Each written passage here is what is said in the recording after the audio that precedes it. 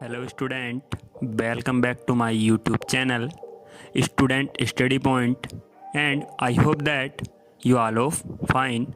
So let's move on to a new topic which is to be just discussed today. So let's start. Hello student, 11th class से 5th chapter के लिए जो गति के law of motion से related है, जो 3 नियम बताए थे गति के, न्यूटन के गति विषयक 3 नियम, तो उनसे रिलेटेड मैंने कल जो वीडियो बनाई थी उनके बाद मैंने बोला भी था कि उनसे रिलेटेड जो क्वेश्चन होंगे रीजनेबल, जो अधिकांश 2 नंबर में पूछे जाते हैं, तो उनके बारे में जिक्र करेंगे। ठीक है, तो उन्हीं से रिलेटेड क्वेश्चन है। तो देखिए, बात करते हैं कि जो जड़त्व से रिलेटेड क्वेश्चन है या जो गति के नियम से रिलेटेड क्वेश्चन है उनके बारे में।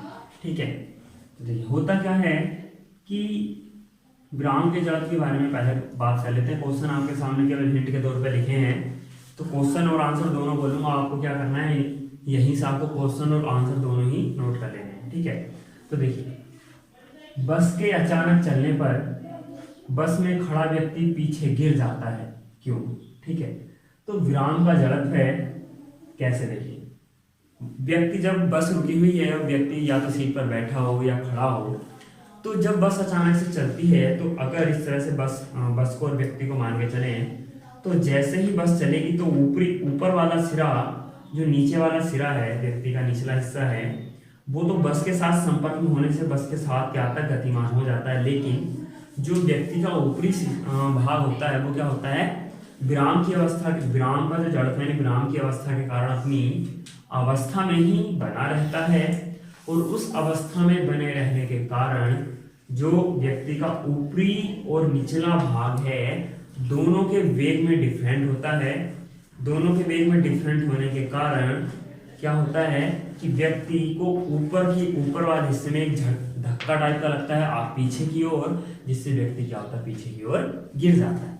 ठीक है, दोबारा से एक बार रिपीट करते हैं कि जब बस चलना प्रारंभ करती है तो बस के साथ जो व्यक्ति का निचला भाग होता है, पैर वगैरह, वो क्या आते हैं, संपर्क में आते हैं बस के, और उस वजह से बस के संपर्क में आने से क्या होता है कि जो व्यक्ति का निचला भाग है वो क्या आता है, बस के साथ गतिमान हो जाता है।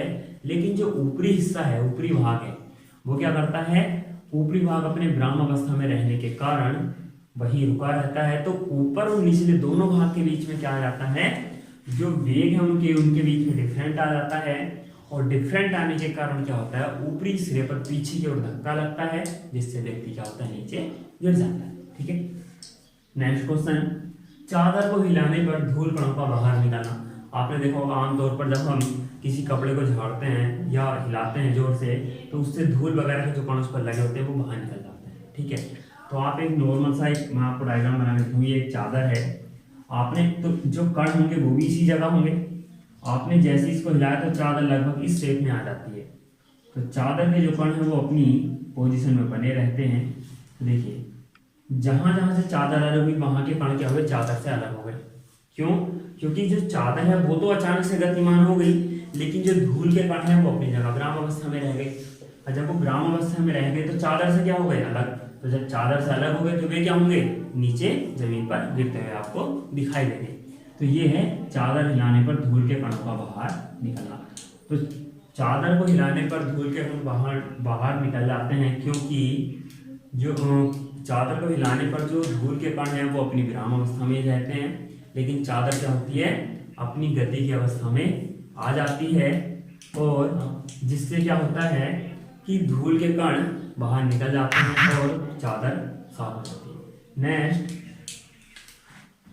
कांच की जो सीट है, ठीक है, एक कांच की सीट हो या कार हो, कार का जो शीशा है उस पर गोली और पत्थर से जब हम दागते हैं तो दोनों से क्या फर्क पड़ता है।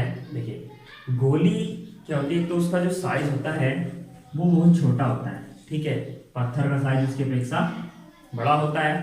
ठीक, तो जो गोली का साइज जब वो कांच की शीट पर पड़ता है, तो कांच की जितनी जो गोली के संपर्क में आने वाला भाग होता है कांच की शीट का, वो क्या करता है, गोली के साथ, गोली के वेग से ही गति करने लगता है संपर्क में आकर, लेकिन उसके पास वाला जो भाग होता है वो विराम अवस्था में ही बना रहता है, जिससे क्या होता है कि जो गोली के सामने वाला भाग आया वो तो बाहर निकल गया गोली के साथ, लेकिन साइड वाला भाग जैसे था वैसे का वैसा बना रहा। तो इसलिए गोली दागने पर कांच की सीट पर केवल एक होल होता है, जबकि अब इसकी जगह जब पत्थर फेंका जाता है तो पत्थर का वेग गोली की अपेक्षा एक तो कम होता है, दूसरी चीज उसका जो क्षेत्रफल है वो ज्यादा होता है। जब ज्यादा क्षेत्रफल की कोई चीज कांच की सीट पर पड़ेगी गोली की अपेक्षा, तो वो क्या करेगी, ज्यादा क्षेत्रफल को कांच के अपने साथ गति कराने की कोशिश करेगी, और वो ऐसा करा नहीं सकती। ठीक है, जब ऐसा करा नहीं सकती तो जो कांच है उसमें क्या होगा कि की पूरी कांच की सीट एक साथ गति करने की कोशिश करेगी, लेकिन कांच की सीट क्या होती है, फिक्स होगी कहीं ना कहीं। तो कांच की सीट फिक्स होने के कारण वो विराम अवस्था में बनी रहेगी। जब वो गति करने की कोशिश करेगी तो गति कर नहीं पाएगी। तो उससे क्या होता है, उस भाग पर जहां पत्थर पड़ता है, क्योंकि पत्थर कुछ ना कुछ भाग तक तो गति करेगा, थोड़ी बहुत दूर तक तो गति करेगा, तो कांच में जैसी हल्की सी लचक उत्पन्न होगी तो कांच जो होता है वो टूटने लगता है, यानी चटकने लगता है थोड़ा थोड़ा। ठीक है, तो ये रीजन हुआ कांच की सीट पर पत्थर और गोली दागने का। तो रीजन क्या क्वेश्चन निकल के आया कि जब कांच की सीट पर गोली दागी जाती है तो एक होल होता है स्पष्ट, और जब पत्थर से प्रहार किया जाता है, पत्थर को मारा जाता है कांच की सीट पर, तो वो चटक जाता है। तो क्यों चटक जाता है, क्योंकि देखिए गोली जब कांच की सीट पर पड़ती है तो वो अपने सामने आने वाले कांच के भाग को गति करा देती है अपने वेग के बराबर, बाहर निकल जाती है, लेकिन पत्थर ऐसा नहीं करा पाता, और इस वजह से पत्थर के साथ कांच की सीट क्या होती है, चटक जाती है। ठीक है, नेक्स्ट है देखिए, यहां से गति का जो जड़त्व है वो स्टार्ट हो जाता है। ठीक है, गति का जड़। तो देखिए क्वेश्चन और भी हैं, आप देखिए जो क्वेश्चन लगभग मुझे लगा कि हाँ इंपोर्टेंट है वो मैंने बताया आपको। जो अदरवाइज क्वेश्चन आपको लगे तो मैंने आपको पहले भी बताया है कि आप कमेंट्स में लिख के बताइएगा। और मैंने देखिए ये, चलिए बाद में बात करेंगे इस बारे में कि आपको कैसे मेरे तक इस चीज़ की इन्फॉर्मेशन देनी आता, कमेंट्स में लिख के भेज दीजिएगा, मर्जी हो तो। बात करते हैं आपको गति के जड़त्व के कारण जो क्वेश्चन है। तो देखिए सबसे पहला क्वेश्चन है, बस के अचानक रुकने पर व्यक्ति आगे की ओर झुक जाता है। कैसे झुक जाता है देखिए उसकी बात करते हैं। तो बस के अचानक चलने पर क्या होता है, देखिए बस गतिमान है तो उसके अंदर बैठा व्यक्ति भी गतिमान है। अब क्या हुआ कि दोनों में गति की अवस्था है। ठीक, जैसी बस रुकेगी, जैसे ही बस रुकेगी तो बस के रुकते के साथ क्या होगा कि बस के संपर्क वाला हिस्सा तो विराम अवस्था में आ जाएगा, लेकिन जो ऊपरी भाग है वो गति की अवस्था में ही रहेगा। ठीक है, तो दोनों में फिर से क्या होगा, जैसे पहले क्वेश्चन में ऊपरी और निचले सिरे में क्या था, वेग में डिफरेंट आया था, उसी वजह से वैसे ही यहाँ भी होगा। और इसी वजह से क्या होता है, आगे की ओर धक्का लगता है ऊपरी भाग पर और व्यक्ति आगे की ओर गिरता है। ठीक है, ठीक है। नेक्स्ट, लंबी कूद वाला खिलाड़ी क्या करता है, कुछ रनअप लेके कूदना शुरू करता है। क्यों, क्योंकि देखिए जब वो ऐसा करता है तो जो उसकी वेलोसिटी होती है, जो उसने रनअप लिया, तो रनअप लेने के साथ जो वेलोसिटी उसकी बॉडी में काउंट हुई, तो वो क्या करता है कि जब वो जंप लगाता है तो जंप वाली वेलोसिटी में वो रनअप वाली वेलोसिटी क्या हो जाती है, काउंट हो जाती है। ये इसलिए ऐसा किया जाता है। ये भी गति का जड़त्व का एग्जाम्पल है।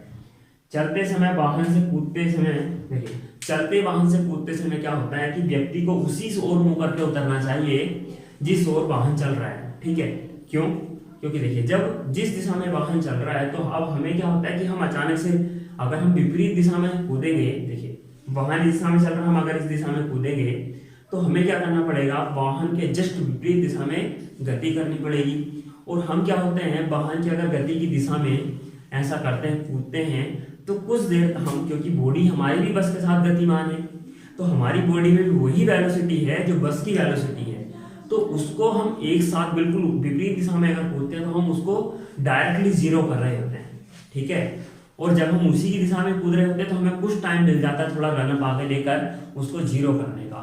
इसी वजह से क्या होता है, हमेशा ही आगे की ओर यानी बस जो वाहन चल रहा है उसकी दिशा में गति मुंह करके यानी थोड़ा आगे तक भाग कर उतरना चाहिए, क्योंकि ऐसा करने से आपके जो गिरने के चांसेस होते हैं वो बहुत कम हो जाते हैं। अगर आप विपरीत दिशा में कूदेंगे तो आपके गिरने के चांसेस पूरे होंगे और आपको चोट लग सकती है।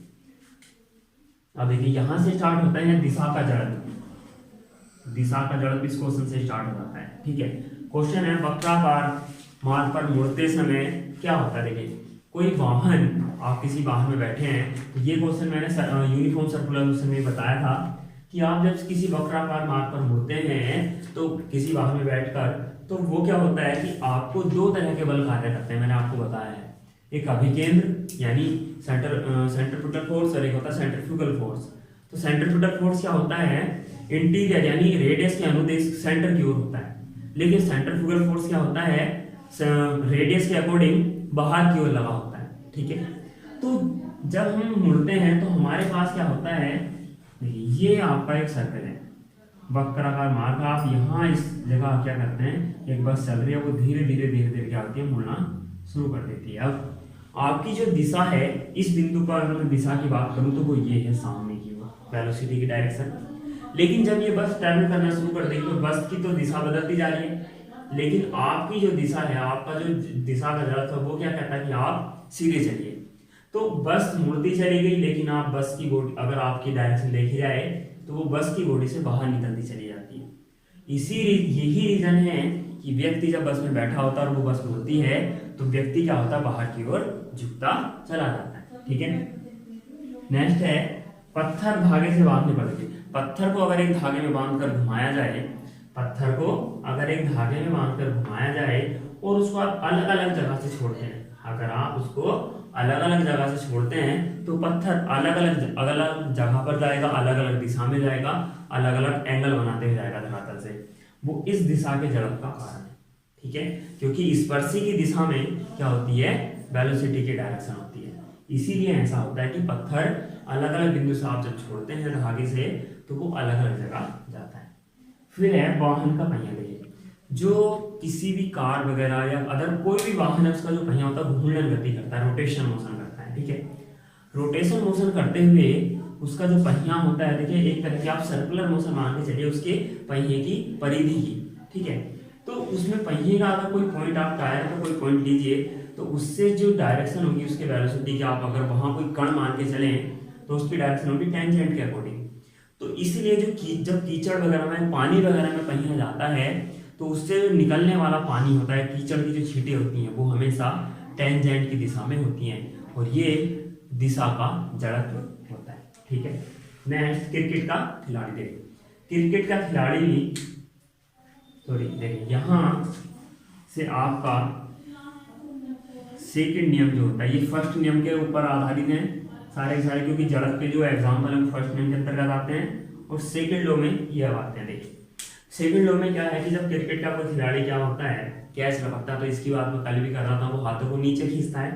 तो वो हाथों को नीचे क्यों खींचता, मैंने बताया था कि जैसे जैसे संवेग परिवर्तन को करने के लिए आपको, यानी वेलोसिटी जीरो करने के लिए आपको वेग कम करना होगा, तो वैसे वैसे आपको वो समय बढ़ाना होता है। समय जब आप बढ़ाएंगे तो हाथों को थोड़ा नीचे खींचना पड़ेगा, तो इसी उससे क्या होता है, आपका फोर्स यानी हाथों पर लगने वाली चोट या आघात, बल, वो क्या हो जाता है, कम हो जाता है। तो इस वजह से क्या होता है, आप खिलाड़ी क्या करता है, कैच लपकते हुए हाथों को नीचे खींचता है। नेक्स्ट, फर्श पर रेत पर कूदना। देखिए, फर्श पर रेत पर कूदना, इसमें क्या होता है, अगर आप फर्श पर कूदते हैं तो रेत पर कूदते हैं, तो देखिए ये दोनों ही एग्जाम्पल, एक आगे टॉपिक पढ़ेंगे हम अभी आवेग, दोनों ही क्वेश्चन आवेग से भी समझाए जा सकते हैं। ठीक है, उसके बारे में बात करेंगे। तो फर्श पर रेत पर कूदने पर, देखिए फर्श पर कूदने से चोट लगती है, रेत पर कूदने से कम लगती है। क्यों, ऐसा क्यों होता है, क्योंकि देखिए जब लंबी कूद वगैरह कराई जाती है, ऊंची कूद कराई जाती है, तो आगे की साइड जो होता है वो मट्टी होती है पड़ी, या खुदा हुआ भाग होता है, सॉफ्ट वाला जिसको कह सकते हैं आप। वो क्यों होता है, वो इसीलिए होता है कि जो व्यक्ति जब कूदता है तो उसके चोट कम लगे। तो जब फर्श पर कूदता है व्यक्ति, तो जब इंसान उस पर फर्श पर आकर अपने पैर टेकता है, तो जो उसका मूवमेंट, जो कह सकते हो आप संवेग परिवर्तन है, तो वो क्या होता है, डायरेक्टली बिल्कुल हैंड टू हैंड जीरो हो चुका होता है। ठीक है, जिससे क्या होता है, उस पर लगने वाला बल, यानी फर्श पर उसके द्वारा लगने वाला बल, या कह सकते हो फर्श जो उस पर बल लगाएगा फिर वो ज़्यादा होगा, उसकी मात्रा ज़्यादा होगी, तो उसको चोट लगने के चांस भी ज़्यादा होंगे। लेकिन अगर किया जाए, ऐसा कर दिया जाए कि फर्श पर रेत बिछा दिया जाए या रेत की परत चढ़ा दी जाए, तो उससे क्या होगा कि व्यक्ति रेत की ऊपरी सतह पर आएगा, जो रेत की ऊपरी सतह पर जब कूदेगा तो वो थोड़ा थोड़ा क्या होगा, नीचे धंसता चला जाएगा। जब वो धीरे धीरे नीचे जाएगा तो उसको संवेग परिवर्तन करने के लिए कुछ टाइम मिल जाएगा। जब संवेग परिवर्तन करने के लिए कुछ टाइम मिलेगा तो F is equal to dp/dt के अकॉर्डिंग उस पर लगने वाला बल क्या हो जाएगा, थोड़ा कम हो जाएगा, जिससे उसको लगने वाली चोट क्या होगी, कम हो जाएगी। ठीक है, नेक्स्ट है, देखिए कि ये है थर्ड नियम के एग्जांपल। ठीक है, तैरने की प्रक्रिया है, मैंने कल नाव से कूदने वाला एग्जाम्पल आपको दे ही दिया था कि नाव से कूदने का भी इसका थर्ड नियम का एग्जाम्पल है कि जब आप नाव से कूदते हैं तो नाव पीछे की ओर जाती है और आप आगे की ओर जाते हैं। जितना बल आप नाव पर लगा रहे होते हैं नाव भी उतना ही बल आप पर लगाती है, जिससे आप आगे जाते हैं और नाव क्या हो जाती है, पीछे खिसक जाती है। तैरने की प्रक्रिया देखिए, तैरने के लिए आप क्या करते हैं, पानी पर बल लगाते हैं। पानी पर जब बल लगाते हैं तो जितना बल आप पानी पर लगा रहे होते हैं उतना ही बल पानी भी आप पर लगा रहा होता है, उसी वजह से तैरना पॉसिबल है। अगर ऐसा ना हो तो आप तैर नहीं सकते, ठीक है। नेक्स्ट है राइफल से गोली चलना या बंदूक से गोली चलना। तो देखिए, जब जो राइफल की नाल होती है, बंदूक की नाल होती है, उससे जब गोली निकलती है तो जितना बल राइफल बंदूक की या राइफल गोली पर लगा रही होती है उतना ही बल नाल से जैसे ही गोली निकलेगी उतना ही बल तुरंत राइफल पर लगना शुरू हो जाएगा। इसका एग्जाम्पल आपने देखा होगा कभी कभी न्यूज़ में या जो आर्मी वगैरह की लड़ाई दिखाई जाती हैं तो उसमें देखा होगा जो टैंकर होते हैं तो टैंकर से जब गोला छूटता तो पूरा का पूरा टैंकर हिला दिया जाता है। तो वो जितना टैंकर गोले पर बल लगाता है उतना ही गोला भी टैंकर पर बल लगाता है। इसीलिए जो टैंकर का नीचे की सपोर्ट होती है वो हैवी बनाई जाती है जिससे वो उसका धक्का सहन कर सके, ठीक है। नेक्स्ट है व्यक्ति का पृथ्वी पर चलना। देखिए, ये एग्जाम्पल भी कल बताया था कि आप जब पृथ्वी पर चलते हैं तो अपने पैरों से पृथ्वी पर बल लगाते हैं, उतना ही बल पृथ्वी आप पर लगाती है जिसकी वजह से पृथ्वी पर चलना पॉसिबल है, ठीक है। इसका एक सबसे ज़्यादा इंपॉर्टेंट क्वेश्चन है कि घोड़ा अपनी जो बुग्गी होती है, घोड़ा सवारी होती है, उसको कैसे खींच पाता है। देखिए क्यों, क्योंकि घोड़ा पृथ्वी पर भी बल लगाता है और घोड़ा बुग्गी क्या होता है, घोड़ा बुग्गी पर भी लगाता है और उसके पीछे जो लगा होता है और बुग्गी उस पर भी लगाती है।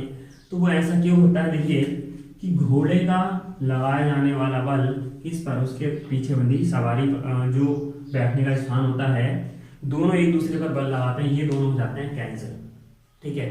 लेकिन इसके बाद ही घोड़ा क्या करता है, सवारी को खींच लेता है। कैसे, क्योंकि अभी घोड़े पर एक बल और लग रहा होता है, कौन सा, पृथ्वी पर लगने वाला बल। घोड़ा जो पृथ्वी पर बल लगाता है, ठीक है, उसी के द्वारा पृथ्वी क्या करती है, घोड़े पर बल लगाती है और उसी बल के कारण घोड़ा क्या होता है, सवारी अपनी जो होती है जुड़ी उसके साथ टाइप बैठने की सवारी यात्रियों के लिए उसको खींच पाता है, ठीक है। तो ये हुए रीजनेबल क्वेश्चन जो आपके फर्स्ट नियम से, सेकंड से और थर्ड नियम से हैं, ठीक है। तो इसके बाद मैंने अभी बात की थी आपसे कि हम बात करेंगे आज आवेग की। एक नया टॉपिक है आवेग, ठीक है, इंपल्स,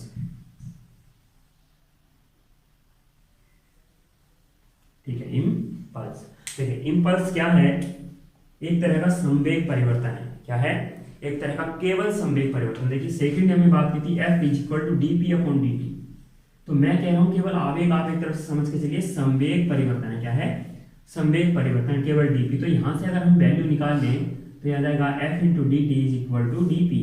तो यहां से इसकी डेफिनेशन को बनाया जा सकता है, या तो अधिक परिमाण का बल सूक्ष्म समय के लिए लगाया जाए या सूक्ष्म बल अधिक समय के लिए लगाया जाए। तो ऐसी जो घटना होती है वो क्या होती है, संवेग कहलाती है। क्या कहलाती है, वो सॉरी आवेग कहलाती है। क्या कहलाती है, आवेग। या तो अधिक बल सूक्ष्म समय के लिए लगाया जाए या सूक्ष्म बल अधिक समय के लिए लगाया जाए, इसको हम बोलते हैं इंपल्स यानी आवेग।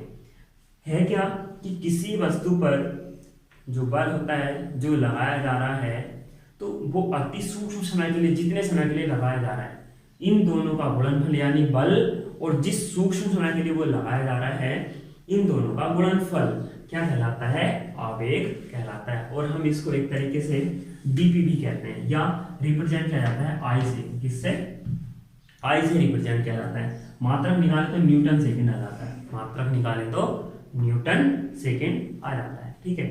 अब देखिए इस आवेग, इसका एग्जाम्पल देखिए, हथौड़े से कील का ठोकना है। सबसे अच्छा एग्जाम्पल है कि आप हथौड़े से केवल कील पर एक बहुत कुछ सेकंड के लिए बल लगा पाते हैं, उसके बाद हथौड़ा हटा लेते हैं। अगर आप उस पर हथौड़ा रखे भी रहे कील पर तो कील पर प्रहार नहीं होता, यानी कील पर बल नहीं लगेगा, ठीक। तो ऐसा इसका मतलब क्या हुआ कि आपको हथौड़े को बार बार, हथौड़े से कील को बार बार पीटना पड़ेगा। तो उससे क्या होगा कि बल, आप अधिक मात्रा का बल क्या लगा रहे हैं, बहुत सूक्ष्म समय के लिए लगा रहे होते हैं, तो वो चीज कहलाती है आवेग, ठीक है। इसका देखिए इन दोनों चीज का ही, ये जो फर्श पर कूदना है ये भी इसी तरह का एग्जाम्पल है। देखिए संवेग परिवर्तन निकालना है। तो जब आप क्या करते हैं डायरेक्टली फर्श पर कूदेंगे तो जो आपका बल होगा वो अधिक हो जाएगा, बहुत सूक्ष्म समय के लिए, यानी संवेग परिवर्तन सूक्ष्म समय में अधिक बल का होगा, तो इस वजह से इसका मान बढ़ जाएगा और चोट ज़्यादा लगेगी। लेकिन रेत पर कूदने से क्या होता है, जो आपकी जो वैल्यू होगी डेल्टा टी वो क्या हो जाएगी, बढ़ जाएगी। क्या होगी, बढ़ जाएगी, सॉरी हाँ देखिए डेल्टा टी बढ़ने से क्या होगा, संवेग परिवर्तन का मान क्या होगा, कम हो जाएगा, और साथ में क्या हो जाएगा, बल का मान भी कम हो जाएगा। तो इससे क्या होगा, चोट कम लगेगी। क्रिकेट का खिलाड़ी भी सेम इसी रीजन के कारण क्या करता है, हाथों को नीचे खींचता है, यानी आवेग और सेकंड नियम के अकॉर्डिंग आप दोनों तरीकों से इस चीज को समझा सकते हैं। ठीक है, तो थैंक यू फॉर वॉचिंग, और लाइक और सब्सक्राइब का शेयर करना ना भूलें। इस चीज को ध्यान रखिएगा कि ये जो आपको आज क्वेश्चन कराए हैं लगभग इनमें से आपको एक ना एक क्वेश्चन 2 नंबर में रीजनेबल क्वेश्चन जरूर मिलेगा, और ये कहीं ना कहीं किसी न किसी हद तक आपको कॉम्पिटिटिव एग्जाम में भी मिलते हैं। ठीक है, तो अगर आपको कोई प्रॉब्लम है इनसे रिलेटेड तो जो मैंने आपको पहले ही नंबर दिया था आप उस नंबर पे व्हाट्सएप करके आप अपने क्वेश्चन पूछ सकते हैं। Thank you for watching.